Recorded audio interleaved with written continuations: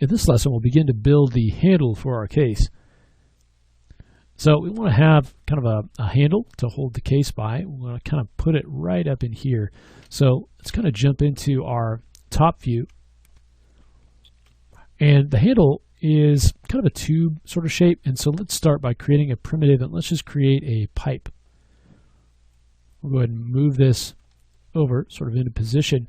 We can use the creation node here to change the overall radius of the pipe. We can also change the height, which we can't see in the top view, but you can see it here. Make that a little bit thicker. We can change the thickness coming in here. We can also dial down these subdivisions because I don't really want a circular shape like this. And so let's go ahead and take this down to maybe 12. Okay, so with any of these primitives, you're going to get to a point where there's only so much you can do with the creation node and the polygon, or the primitive creation parameters, and then we'll start to have to model this. And so let's go ahead and delete our history. Okay, any of these faces that are going inside, we can delete. So let's go ahead and delete those. And then depending on how you want to work, this is going to be symmetrical. So you could also remove half. So you could take away this half. And just concentrate here on kind of one side. So let's go ahead and take these and sort of move them out. And we just want to create more of a kind of a squared off shape. Kind of move this in a little bit. We still want to get that sort of tube kind of effect with the thickness. We'll kind of bring this in. And something like that. You can kind of check the position and everything from here. I'll push this in. Now it's a little bit too thick right now, so I'll go ahead and kind of narrow this down a little bit. All right, kind of pull this in.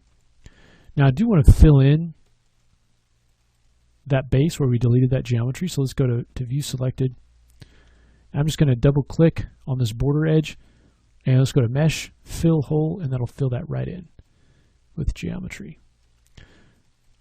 Now we can smooth it just to kind of see the profile, what that's going to look like without the edge loops for the hardness. And so I can come in if that's a little bit too wide and make it a little bit more narrow from front to back there. All right, let's go ahead and mirror this over.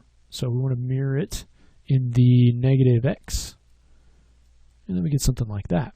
Now we can start to add a little bit more detail to this. So I want it to be a little bit harder on the back side than on the inside, where we're going to have our grip. And so let's use our Insert Edge Loop tool, and let's add an edge right up here. Okay, we'll also add edges down on this base to kind of hold that shape for us. And smooth it again. Okay, we get something like that where it's a little bit harder on the outside. You can also, if you wanted to add a little bit more detail to this, we could add a couple of edges right in here maybe. Multiple edge loops set to 2. Add those in. We can kind of scale them down so they're sort of in the middle. And then we can come in on the back side and select those polygons all the way down to the other side. And just do an extrude. Add a little bit of thickness. It gives you just a kind of a little bit more detail there. You can see where that kind of hardened up that edge here.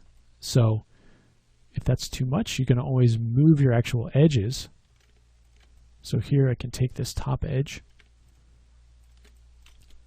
and maybe just move it down a little bit. Same thing here.